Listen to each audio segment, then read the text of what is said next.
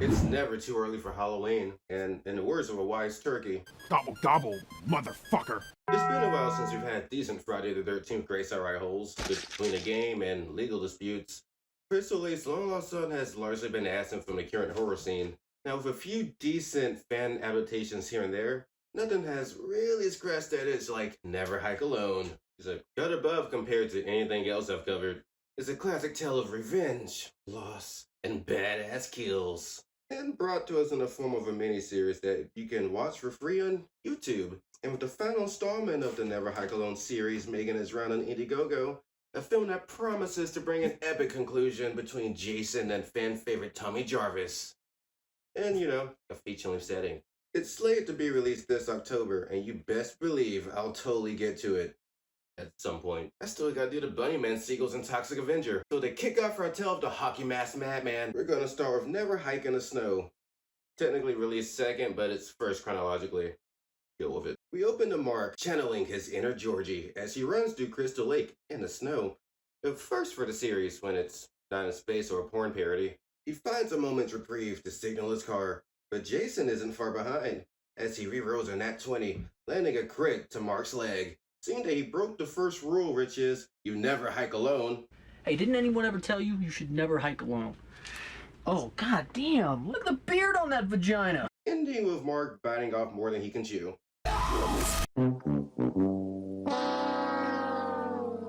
Oh, come on, I've seen Cody Vore take bigger. Using what strength he has left, Mark triggers the car alarm. But Jason's apparently been taking lessons from Michael on car care, and he just kind of rips the alarm out. Cut to later, where the cops arrive on the scene, finding a car and leftover carnage, but no body. Knowing what most likely occurred, the sheriff is more so worried about covering up the scene.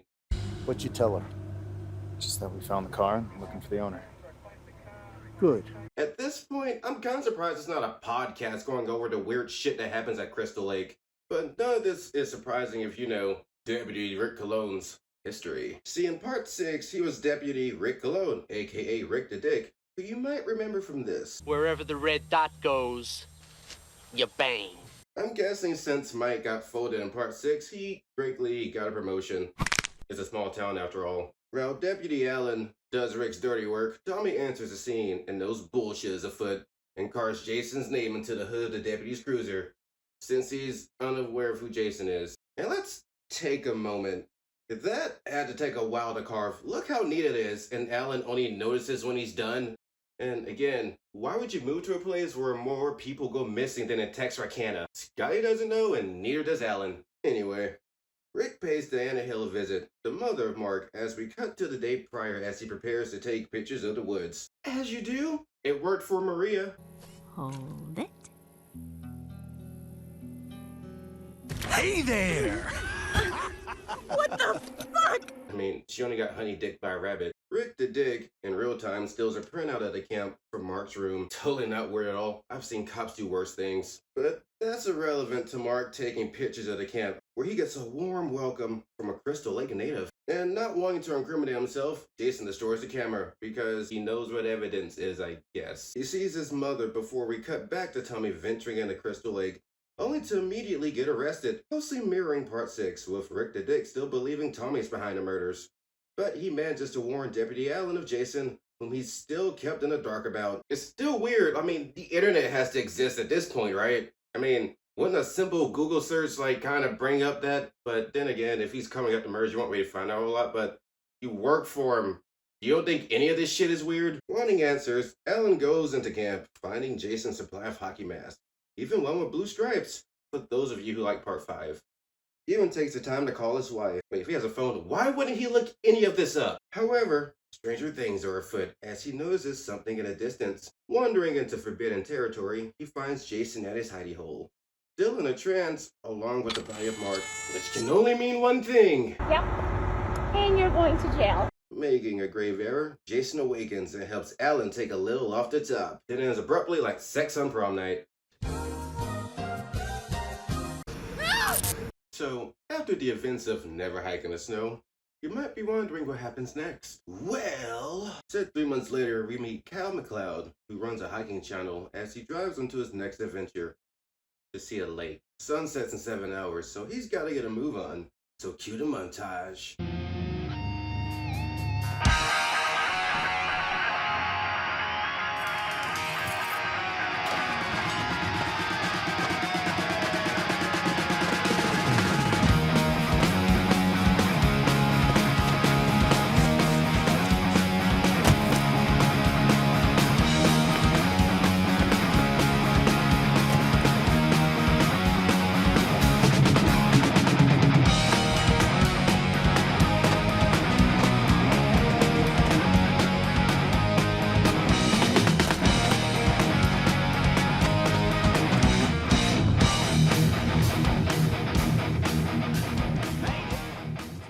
So, after becoming a champ, he makes it to South Point Summit. He attempts a sponsor video on a 3-piece collapsible shovel, a must for any outdoorsman finding a hockey mask madman, but that's interrupted by a group of coyotes. You are tearing me apart, Lisa! Sounds like Jason's gotten hungry. He's a growing boy after all. He makes it through the night and finds an unmarked trail marker.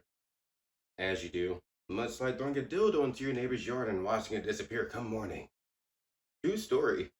Seeing a potential shortcut, he ventures into a new domain, signified by the eerie clouds. Before long, he finds a no trespassing sign, which gives us a brief glimpse of Jason. Cal ultimately decides to go through the camp, which marks his fate, judging from this shot. He makes it to South Point Lake and stumbles upon the Camp Crystal Lake sign. Eventually finding his way into camp, he finds a vintage Playboy, along with some murder markers. He goes a bit too far and finds Jason's shrine, with added decaying head, which confirms Jason does indeed sleep with mommy. Just hopefully not on the same levels as Christian. But Crystal Lake is a stand your ground territory. I mean, why else would you put a no trespassing sign out front? It's for your safety, not his. Cal comes face to face with Jason. A definite oh shit moment for anyone. He survived by sheer luck, which pisses Jason off enough to grab his machete. Jason follows in hot pursuit, the ground literally shaking with each step he takes. It's a pretty rad shot. But Cal's luck runs out as he makes it to the entrance. Has a basic bitch moment when he trips over the no trespassing sign. Well, that cuts pretty deep.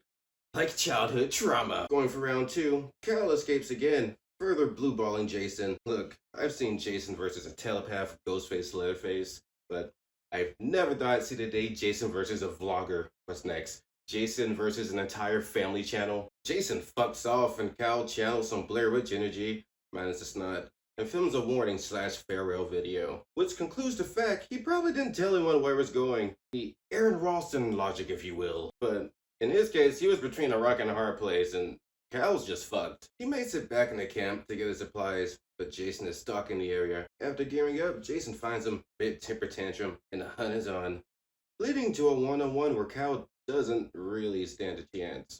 Remember Julius?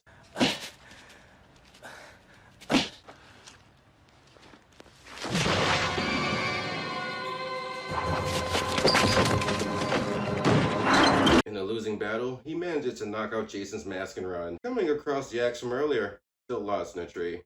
A final standoff between Jason and Cal ensues, ending in a double penetration. This puts Jason in recharge mode, which Cal is there to witness firsthand, and he knows out there quicker than running into an exit Walmart. Running through the night, but eventually making his way to a lake.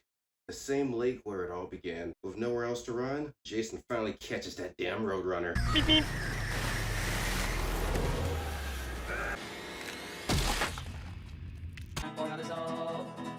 I'm joking. He wakes up in an ambulance and hallucinates harder than I do without meds. The holdup prompts Tommy, yeah, remember that guy, to come check on things. He calls in on a possibility of another hiker based on the claims of Cal tripping balls, and gets attacked off screen. Axel goes to check things out and gets the axe, but being bricked up doesn't really help in a fight. After clearing out the ambulance, he stands before Cal, preparing for a glory kill, but not before Tommy comes to the rescue and kill blocks Jason, driving back to the safety of the Hell-Called Society. The next installment will hopefully tie up the loose ends. Will Maria ever find out what happened to Mark? Will Jason still keep sleeping with Mommy? And will Tommy write Jason's shit again? Find out next time when I write that review anyway.